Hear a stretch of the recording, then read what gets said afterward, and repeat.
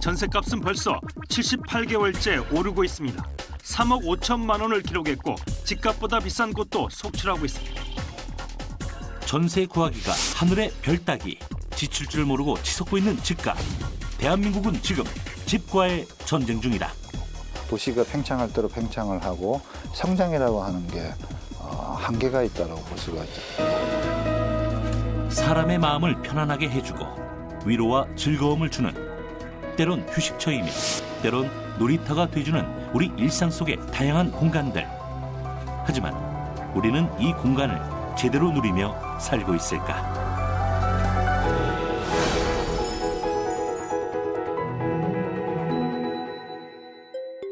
회색빛 빌딩 숲들이 빡빡하게 들어선 거대한 도시. 오늘도 우리들은 이곳에서 하루를 시작하고 또 하루를 마감한다. 하지만 도시를 살아가는 많은 이들의 공통적인 고민은 바로 이 도시에서 나와 내 가족들이 마음 편히 살 공간이 없다는 데 있다. 감당할 수 없는 방값에 허덕이는 건 젊은이들도 마찬가지다. 이들의 현실은 2인 1실 고시원.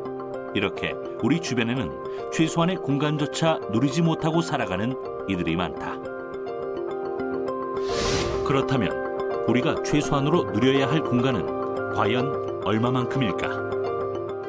현재 주거기본법에서는 최저 주거 기준을 두고 있는데, 이는 가구 구성별 최소 주거 면적, 방의 개수, 전용 부엌, 화장실의 설비 기준 등을 고려한 주택의 구조, 성능 및 환경 기준을 말한다. 예를 들어 부부와 자녀 2명이 있는 4인 가족 최저 주거 기준은 부엌으로 쓰는 공간을 포함해 방이 3개 있어야 하며 면적은 43제곱미터다.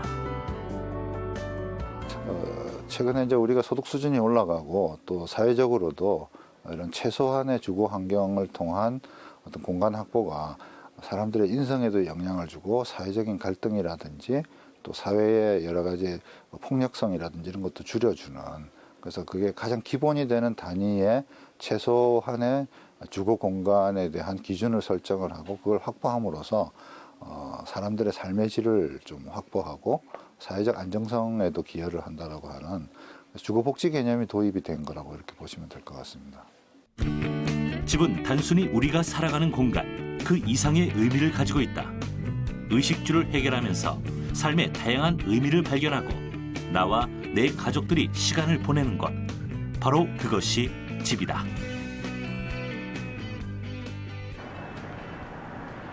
남들과 조금 다른 공간 활용으로 색다른 삶을 살아가는 이들이 있다고 해서 찾아간 곳, 영등포구에 위치한 한 쉐어하우스다.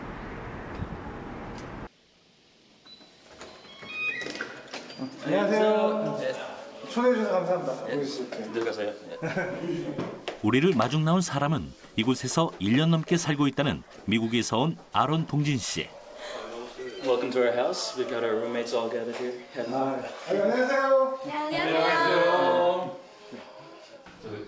쉐어하우스는 최근 몇 년 새 젊은이들에게 큰 각광을 받으며 새로운 주거 방식으로 떠오르고 있다. 이런 쉐어하우스의 가장 큰 특징 중에 하나는 다양한 나라의 사람들이 한 공간을 나눠 쓰며 서로의 문화를 공유하고 나눈다는 것이다. We have over here from Japan. We have Eriko. She came here briefly, or she just came here recently, and she will be here for next year studying Korean. We have Hyoni, who's a native Korean, staying in another house. We have Lars from Denmark, who's going to be studying here for the next few months, also studying Korean. We have a good friend here, Jonghwa. He's actually just a friend of mine. He'll be leaving soon for another job in another country. Umberto.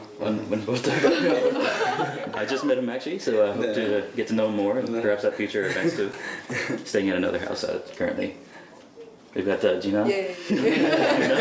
Gina, she's currently living with us in the girls' room, the four-person room.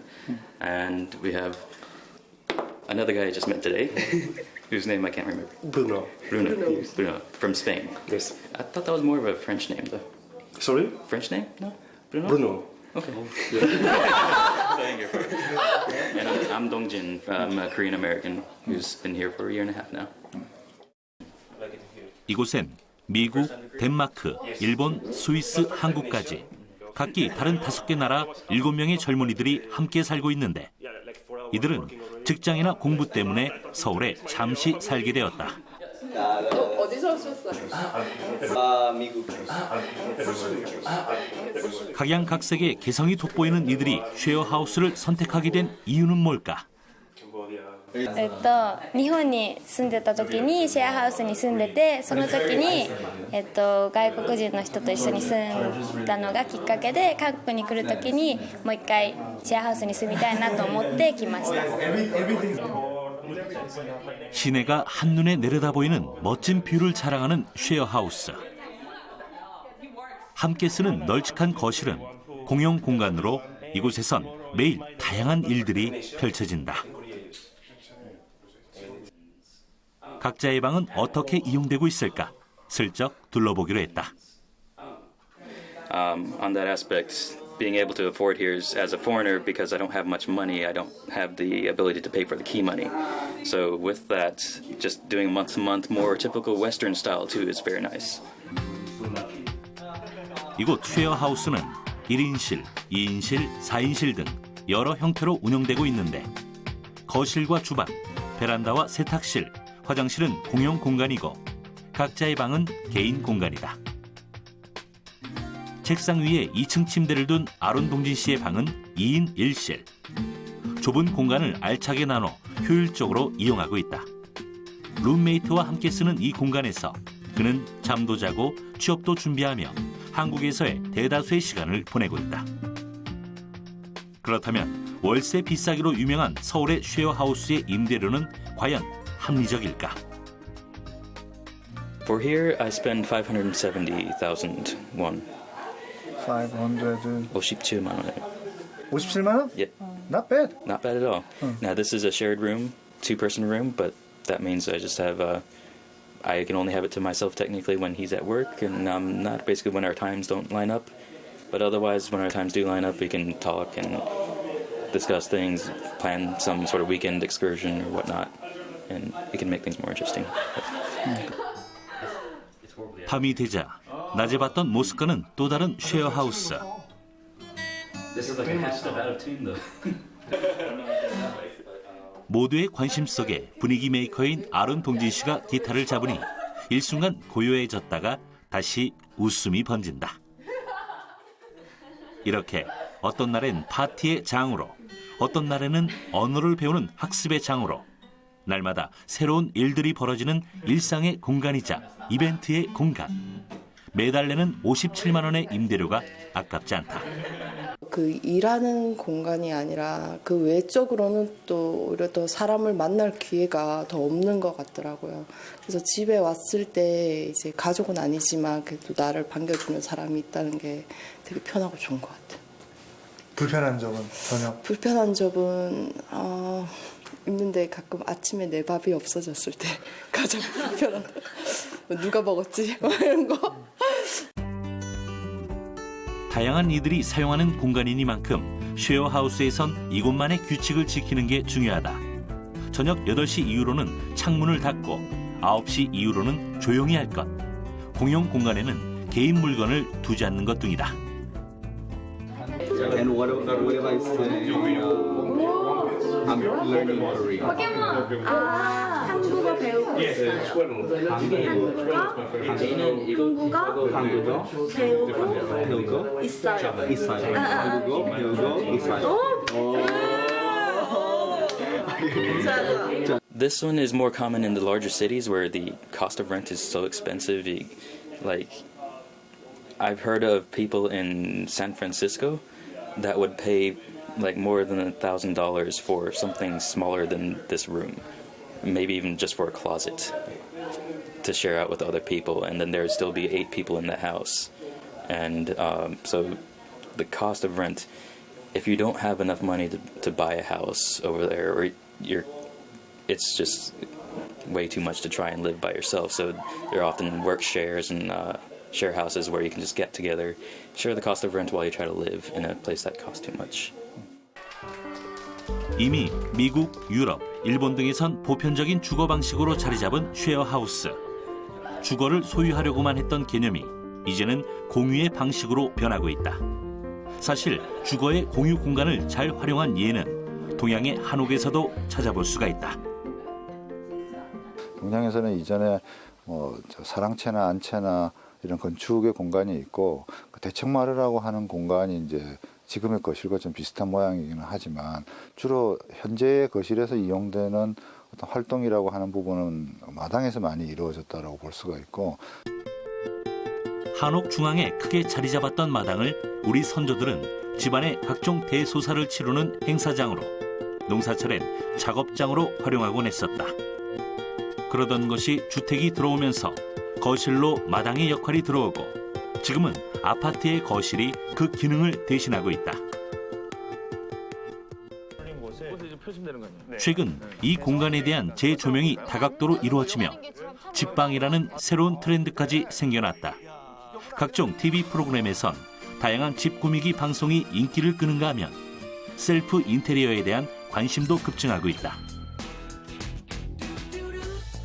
자기의 정체성을 잘 드러낼 수 있는 공간 이용에 대해서 관심이 많을 거라고 생각이 들고 결국은 아파트라 하더라도 옆집 다르고 앞집 다르고 윗집 다르고 이제 아랫집 다른 자기만의 개성을 표현할 수 있는 공간의 재활용이라고 하는 게 전반적인 사회적 트렌드로 이렇게 자리 잡고 있고 그래서 사실은 그런 공간에 자기만의 개성과 자기만의 취미와 자기만의 어떤 활동들을 통해서 자기의 정체성을 드러내려고 하는 어떤 성숙의 사회에 나타나고 있는 경향을 잘 대변하고 있지 않은가. 그래서 전형적인 도시의 주거 공간인 아파트. 하지만 아파트가 다 같을 거라는 고정관념이 깨지기 시작했다. 잘 정돈된 집안을 채운 아기자기한 소품들과 마치 모델하우스를 옮겨다 놓은 듯 잘 짜여진 인테리어가 눈길을 끈다. 카페를 좋아하는 아내의 취향에 맞게 꾸며진 주방과 침실까지 다 부부의 손으로 직접 꾸몄다고 하는데 집에 딱 들어왔을 때 딱 내 자신을 내려놓을 수 있는 공간? 딱 이렇게 풀어진다고 해야 될까요? 그러니까 딱 집에 딱 왔을 때 집이다. 이렇게 모든 게 다 그냥 풀어지고 내 나를 막 밖에서 긴장하고 막 했던 것들을 집에 딱 오면 딱 풀어놓을 수 있는 안락한 공간이 좀 저희 집의 특징인 것 같아요. 차가운 시멘트 바닥 위에 나무 데크를 깔아 안락하게 꾸민 베란다와 불필요한 인테리어를 없애고 넓은 책상만 놓아 집중도를 높인 서재. 탁 트인 거실과 주방은 부부의 동선에 맞게 가구와 소품들을 배치했다.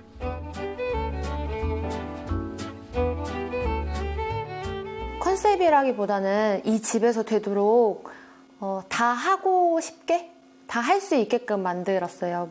예를 들어서 저 같은 경우는 카페 가는 거 되게 좋아하거든요. 카페를 매일 가지 않아도 집이 좀 약간 카페식으로 그런 식으로 카페도 가게끔 하고 공부하는 것도 공부가 좀 잘 되는 공간은 그런 식으로 공간을 또 만들어서 활용을 하고요. 집은 하나지만 공간을 이렇게 나눠서 좀 테마가 있는 약간 그런 식으로 이 공간을 활용하는 것 같아요.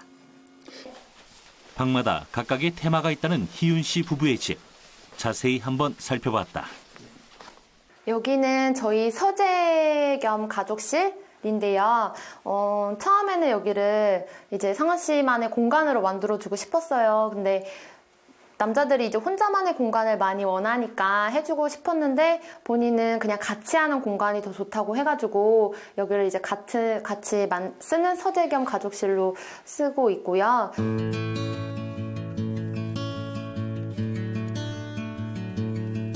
햇살이 잘 들어오는 서재는 널따란 책상이 포인트. 집에서 일을 할 때도 공간에 구애받지 않게 만들었다.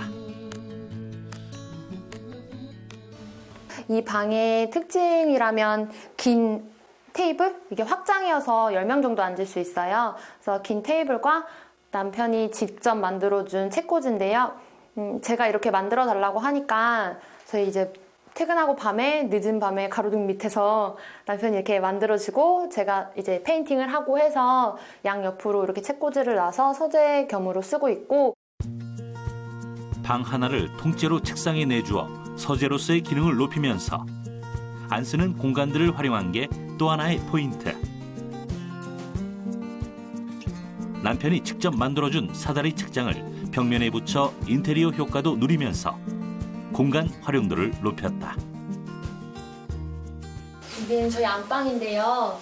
처음에 안방 색깔이 그냥 이런 벽이었어요. 이런 벽이었는데 포인트를 주고 싶어서 남편이랑 같이 페인팅을 했는데 물론 부족한 부분은 있어요. 저희가 전문가도 아니고 하니까. 그래도 남편이랑 같이 하면서 서로 뿌듯해하고 또 이제 또 다른 저희가 살았던 분위기에서 또 바뀐 거잖아요. 그러면서 또 어제도 또 이걸로 이야기하고 하면서 이 공간을 저희가 계속 바꿔나가는 것 같아요. 셀프 인테리어의 장점이라면 이렇게 각자의 취향에 맞게 공간을 디자인할 수 있다는 점. 부부에겐 큰 즐거움 중 하나다. 곳곳에서 엿볼 수 있는 전문가의 손길. 혹시 이 분야의 전공자일까? 상은 씨랑 저랑은 그 전공이 치료사예요. 그래서 아예 그런 분야는 아예 아니고요. 만약에 뭐 인테리어 용어나 이런 거에 대해서 말해보라고 한다면 그런 분야에 대해 저희가 그런 분야가 아니라서 딱 말씀을 드리기가 어려운데 그런 거를 공부해보거나 그런 적은 없어요. 부부가 가장 아끼는 공간이기도 한 베란다 카페. 흔히 베란다는 창고로 많이 쓰거나 빨래를 널어두는 단순한 용도로 사용하는 사람들이 많지만 희우 씨 부부는 이 자투리 공간을 오붓하게 둘만의 시간을 보낼 수 있는 조용한 카페로 만들었다. 여기는 저희가 원래 나중에 나이 들면은 집을 지어서 살고 싶어서 이제 마당 겸으로 생각이라고 생각하고 이제 여기를 만들었어요. 근데 맨 처음에 여기는 그냥 일반 베란다였어요. 베란다였는데 솔직히 요즘 집값이 한두 푼도 아니고 이 곤도 어떻게 보면 평당 얼만데 버리는 게 너무 아까운 거예요. 그래서 항상 그냥 늘 마당에 대한 로망만 갖고 있다가 여기를 마당처럼 꾸미면 좋지 않을까. 이제 아침에 침대에서 일어나면 보이는 부분이 여기여서 뭔가 마당 같고 그래서 그냥 여기를 이제 그런 겸으로 꾸며보게 됐어요. 집안 전체 각각의 공간을 부부가 좋아하는 컨셉트로 꾸미고 작은 공간도 버려지는 곳이 없게 약 1년에 걸쳐 서서히 완성해간 부부의 집. 낮에는 햇살을 받으며 책을 읽고 밤이 되면 은은한 조명 아래 와인을 마신다는 두 사람. 이렇게 부부가 공간을 소중하게 여기고 정성을 들여서 꾸미는 데에는 다 그만한 이유가 있었다. 저희가 치료사 일을 하면서 매일 아프신 분들을 보잖아요. 보면서 저희도 사람인지라 맨날 아프다 여기 아프다 하면서 그걸 자꾸 들으면 들을수록 저희도 스트레스를 받는 부분들이 있는 거예요. 이 신혼집을 이제 꾸미기 시작하면서 일을 하고 집에 돌아왔을 때 내가 다음날 또 일을 할 수 있도록 나의 에너지를 채워주고 오늘 하루에 힘들었던 거, 스트레스 받았던 거 그런 것들을 좀 다시 이렇게 보상받을 수 있는, 위안을 얻을 수 있는 좀 나를 좀 막 힘들고 막 하루 종일 긴장했고 신경 썼던 부분들을 이 공간에 오면 좀 내가 나를 내려놓고 풀어놓고 좀 쉴 수 있는 공간으로 만들고 싶었어요. 남녀 2,000명에게 집에 대한 전반적 인식을 물어본 결과 조사 대상자의 81.9%가 집에 가만히 있을 때 가장 마음이 편하다고 답했으며 응답자의 87.8%가 홈 인테리어는 나의 기성을 표현할 수 있는 수단이라고 답했다. 과거의 집이 자산의 한 수단이었다면 이제 집이 삶과 휴식의 공간으로 재평가되고 있는 것이다. 집이 힐링의 공간이라면 직장인들이 상당수의 시간을 보내는 업무 공간은 어떨까? 시야를 가리는 높은 칸막이와 딱딱한 사무기기로 채워진 공간, 꽉 막힌 폐쇄적인 구조, 우리가 상상하는 전형적인 사무실의 모습이다. 과장님이나 부장님이 맨 뒤에서 등을 지고 앞에 근무하고 있는 직원들을 이렇게 바라다보는 그러다 보면 이제 앞에 있는 직원들은 감시당하는 것 같은 느낌을 받게 되고 또 최소한의 업무 공간이라고 하는 게 아마 이웃한 사람들 간의 책상이라든지 자기 업무에 필요로 하는 자료들을 좀 쌓아두고 하는 그런 환경이 확보가 되지 않으면은 사무 공간 자체에 어떻게 보면 쾌적성이 떨어지고 그 업무 효율성 같은 경우에도 이제 위협을 받게 되는. 쾌적한 사무실은 직원의 복지 차원을 넘어 업무 효율성을 위해서도 반드시 보장되어야 하는 중요한 부분이다. 제주도에 본사를 두고 있는 한 인터넷 포털 서비스 기업은 지역의 특성을 잘 살린 자연 친화적인 건축 디자인과 직원들이 누릴 수 있는 다양한 휴식 공간을 마련해 창의적이고 수평적인 업무 조직에 적합한 공간의 롤 모델로 평가받고 있다. 최근엔 이렇게 사무실이 달라진 공간에 대한 인식과 욕구에 맞춰 다양한 모습으로 변화를 꾀하고 있는데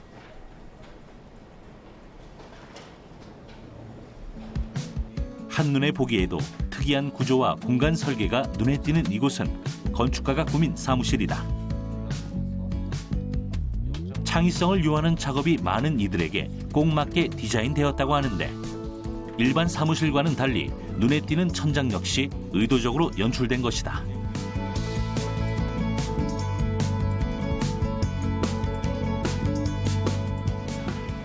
여기는 사실 그 일반 오피스 같은 개념보다는 사실 공장 같은 개념으로 사실 출발을 했습니다. 왜냐하면 너무 이렇게 깔끔하고 정리된 그 사무실이라는 곳이 실제로 저희 같이 이제 창의적인 작업을 하는 사람들한테는 그게 오히려 좀 부담이 많이 되거든요. 그러니까 이제 제품을 만드는 공장처럼 저희도 이제 지식과 어떤 디자인을 만들어내는 이제 그런 공장의 개념을 갖고 와서 전체 공간은 깔끔한 것보다는 좀 편하고 또 일상과는 좀 다른 어떤 그런 공간을 만드는 게 이제 처음 꿈이었죠. 마치 커다란 공장 속에 있는 듯한 착각을 일으키는 높은 층고와 철제 구조물. 사무실에 을에 있어야 할 파티션을 없애고 이동식 선반을 만들어 공간의 이동성까지 확보했다.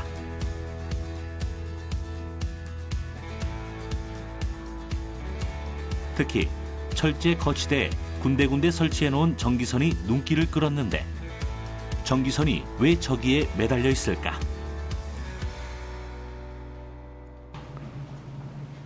어떻게 사용하는 걸까? 막 궁금해지려는데 이때 자연스럽게 전기선을 당기더니 태연하게 노트북에 연결하는 김찬중 소장. 이건 역시 공간을 충분히 쓰기 위해 김 소장이 고민 끝에 고안해낸 새로운 방식이다. 김찬중 소장은 대체 이런 생각을 어떻게 하게 됐을까?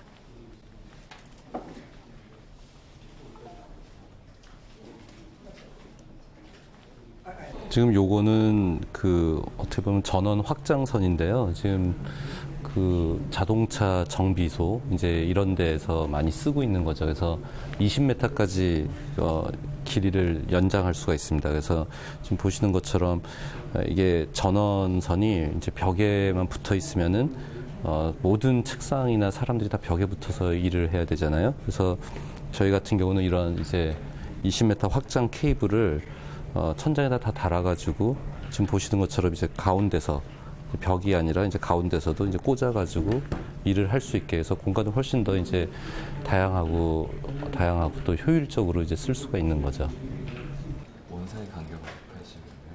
이것이 바로 발상의 전환. 사무실이 꼭 사무실 형태여야 한다는 기존의 고정관념을 버리고 조금만 틀어서 생각하니 공간이 훨씬 자유로워지고 넓어졌다. 그렇다면 이곳에서 하루 8시간 이상의 시간을 보내고 있는 직원들의 만족도는 어떨까? 다른 사무실에서 일할 때와 확연한 차이가 있을까? 다른 사무실에 이제 미팅을 하러 가거나 다른 사무실에 외부 미팅을 했을 때 조금 저희 사무실에서 일하는 것보다는 좀 공기가 좀 답답하고 탁한 느낌이 들고 한 5시 반 퇴근 시간이 되면 이제 확 피곤하고 이제 퇴근하고 싶은 생각이 드는데 여기는 이제 퇴근 시간이 잘 안 느껴질 정도로 편하고 피로감이 좀 덜 느껴지는 그런 장점이 있었던 것 같아요.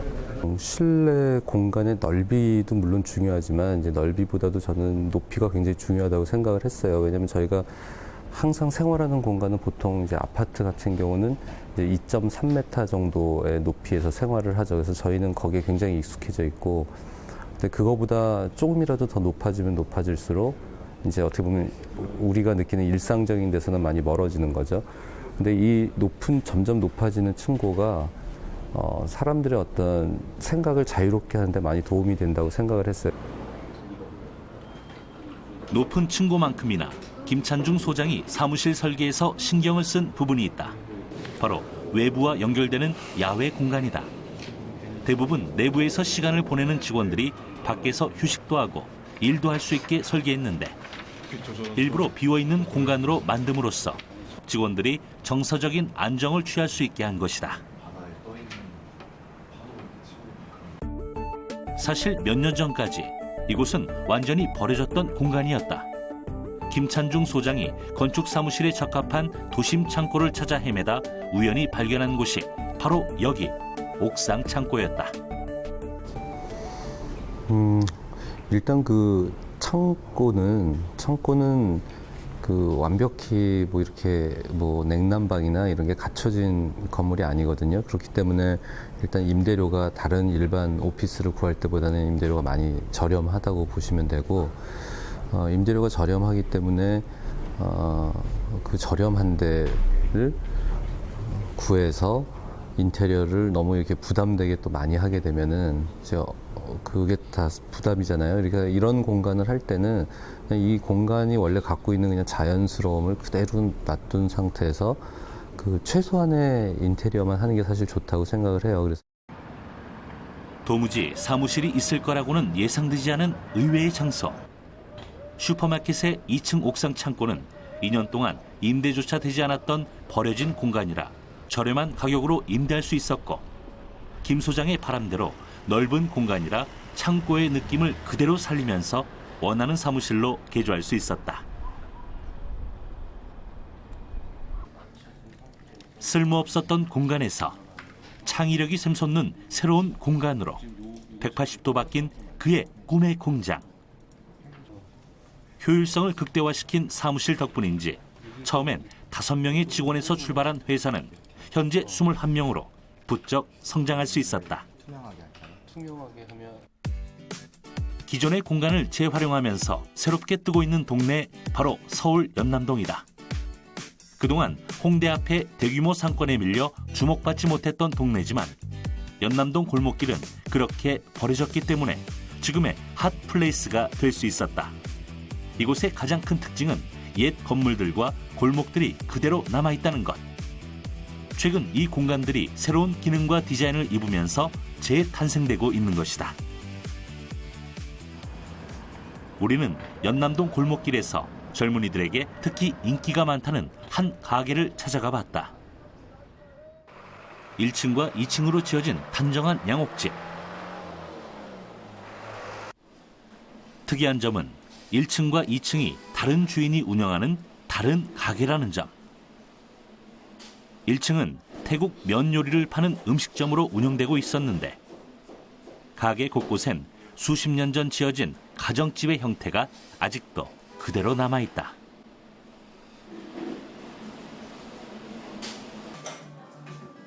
또 2층은 빵과 커피를 파는 베이커리로 운영되고 있었는데 1층과는 분위기가 사뭇 다른 모습이다.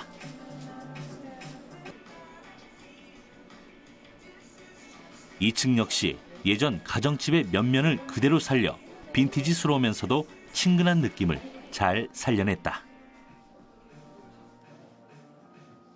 예, 왔는데 이런 느낌이 좋아가지고 지금 그대로 살려놨어요. 나무도 시간이 지나면은 나오는 색이 있는데 이게 바로 뜯어내고 바른다고 해도 이런 느낌이 안 살아가지고. 세월의 흔적이 고스란히 묻어있는 공간. 낡은 문은 고풍스러운 현관으로 리모델링했는데 덕분에 남아있는 나무 바닥과 잘 어우러져 편안한 분위기를 연출한다. 방 역시 기본 골조는 그대로 두고 방에 어울리는 소품과 가구만 들여 예전 집이 주는 느낌이 남아있다. 원래 여기가 방이었어요. 여기까지가 방이었고 여기는 뚫려있는 문이었고 여기가 화장실, 세면대, 그리고 저쪽이 약간 창고 같은 거. 그리고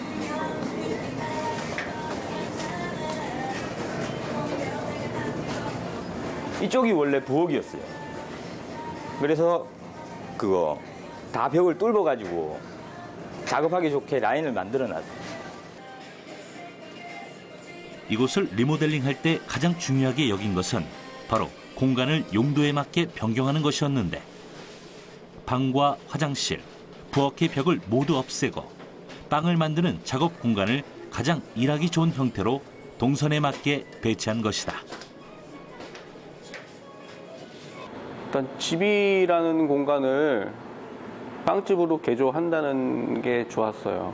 네, 저희도 임대 건물, 사무실 이런 건물들만 나오리라고 생각을 했었는데 사실은 우연하게 그 큰 집이라는 공간이 임대가 나왔었을 때 저 집이 우리가 장사하면 정말 좋겠다는 생각이 확 들더라고요. 옛날 건물을 완전히 바꾼 게 아니라 기존의 공간의 흔적들은 최대한 남기면서 그 공간에 어울리는 소품이나 인테리어로 부분적 변화를 줘 어딘지 모르게 익숙하면서도 낯선, 그래서 더욱 새롭게 느껴지는 이곳. 그래서 많은 이들은 그 낯설음과 새로움 때문에 이곳을 다시 찾게 된다고 말한다. 도심 안에 있어서 그냥 다 똑같은 그냥 획일화된 느낌인데 이 건물은 주택을 바꿔서 개조했다고 하셔서 뭔가 좀 더 둘러보는 재미도 있고 뭔가 탁 트이는 느낌이고 그냥 뭔가 친구 집에 놀러 온 그런 느낌. 최근엔 이렇게 공간의 재발견과 재활용을 통해 주목받고 있는 가게들이 많이 있는데 이는 기존의 공간을 색다르게 활용한다는 점에서도 매력적이지만 서로 다른 가게가 한 공간을 나눠 쓰면서 상생의 효과까지 누린다는 점 역시 큰 장점으로 꼽히고 있다. 기존의 좁은 공간이지만 여러 가지 점포들이 공유 공간을 같이 쉐어해서 활용함으로써 전혀 부족함은 없고 오히려 시너지 효과를 만들어내고 그것 자체가 이제 매력이 되는 형태의 공간 이용이 이제 새롭게 젊은 사람들의 아이디어로 등장하고 있다고 볼 수가 있습니다. 야외 활동의 계절, 바야흐로 봄이다. 이맘때쯤이면 생각나는 꽃놀이. 하지만 유명한 장소들은 이미 초만원 사태. 봄 나들이가 사람 나들이가 되는 경우가 많다. 우리가 생활하는 내부 공간만큼이나 중요한 외부 공간. 하지만 우리 주변에는 턱없이 부족한 게 현실이다. 저희 동네에는 사실 주거지만 엄청 많고 놀이터도 되게 없고 공원도 없고 그래서 항상 이제 그런 데를 찾아다니게 되거든요. 그러니까 근접한 거리 없다 보니까 차를 타고 계속 이동을 하게 되고 그냥 걸어서는 애들 걸음으로는 한 3, 40분 이상이 걸리니까 왔다가 가기만 해도 되게 지치는 그런 것 때문에 좀 쉽게 나오는 게 잘 되지는 않는 것 같아요. 주요 국제도시별 1인당 공원 녹지 면적을 살펴보면 서울은 8.3제곱미터로 뉴욕의 절반 이하의 수준. 가장 많은 스웨덴의 수도 스톡홀름과 비교하면 거의 10분의 1 정도로 비교 대상 선진국 도시 중 최하위다. 이는 세계보건기구의 권고 기준인 9제곱미터에도 못 미치는 수준으로 굉장히 취약한 실정이다. 서울에 있는 공원은 주로 주변에 있는 산을 차지하고 있죠. 그러다 보니까 도심이라든지 시가화 구역에서의 공원은 절대적으로 부족한. 그래서 우리는 자연을 찾으러 가려면은 이제 주변에 있는 산으로 가야 되는. 예를 들면 시가지 지역에서 쉽게 공원을 접할 수 있다라든지 녹지를 접할 수 있느냐 주거 공간에서도 그런 면에서 보면은 조금 아쉬움이 있다라고 볼 수가 있죠. 최근에는 대한민국의 지형적인 한계를 극복하고 도심에서도 녹지를 쉽게 접할 수 있도록 여러 가지 대안들이 마련되고 있다. 그중 하나가 걷기 열풍을 이끌며 사람들을 집 밖으로 나오게 하고 있는 서울의 둘레길이다. 지금 서울의 1인당 공원 면적이 약 16.8 평방미터가 됩니다. 근데 이게 생활권에서 접할 수 있는 면적은 5제곱미터 정도밖에는 안 됩니다. 그러니까 대부분 외곽에 편중해 있다는 거죠. 그래서 그 외곽에 편중해 있는 공원 녹지를 좀 시민들이 쉽게 접하고 이용할 수 있게 하기 위해서 이 트레킹 코스를 만들게 됐고, 이 트레킹 코스를 쭉 연계를 해서 제주 올레나 지리산 둘레길에 못지않은 그런 명품길로 만들어서 저희가 시민들에게 제공하는 게 저희 목표입니다. 서울을 한 바퀴 휘감는 총 길이 157km의 서울 둘레길은 총 8개 코스로 나눠져 있는데, 둘레길 곳곳엔 휴게시설과 북카페, 쉼터 등을 마련해 누구나 쉽게 도심 속에서 휴식을 취하고 자연을 접할 수 있도록 했다.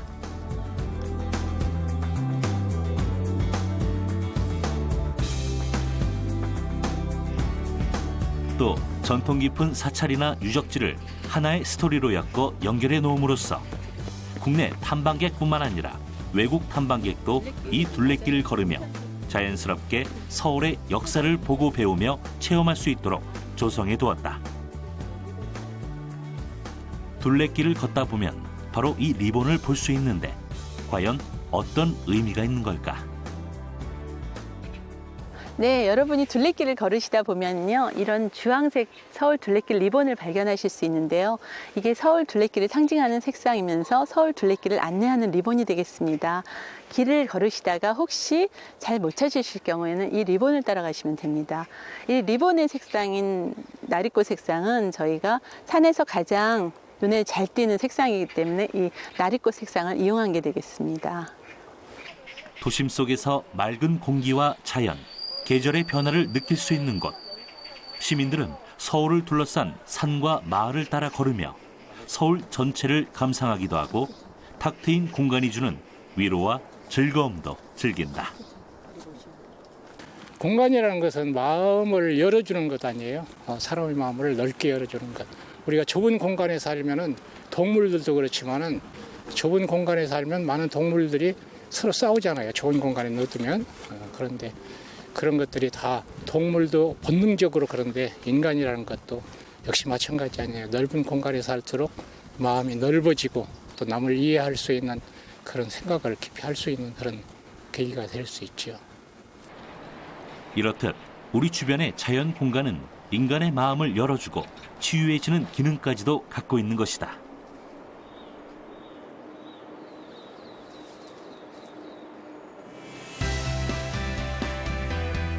버려졌던 공간에서 전혀 다른 모양새로 형태가 변하고 기능이 더해지면서 더욱더 우리 생활에 밀접한 영향을 주고 있는 각양각색의 공간들. 우리는 이 공간 속에서 여러 가지 의미들을 찾는다. 공간이랑 살고 있는 사람이랑 소통을 하는 것 같아요. 그러니까 뭐 공간은 산소다라고 할 수 있겠죠. 예를 들면 그 좁은 공간은 어쨌든 숨이 막히고 공간의 사이즈에 따라서 이제 숨 쉴 수 있는 자유가 이제 훨씬 많아질 수 있다. So the best thing about a share house is when you share a space, you share your culture, especially any kind of culture for all.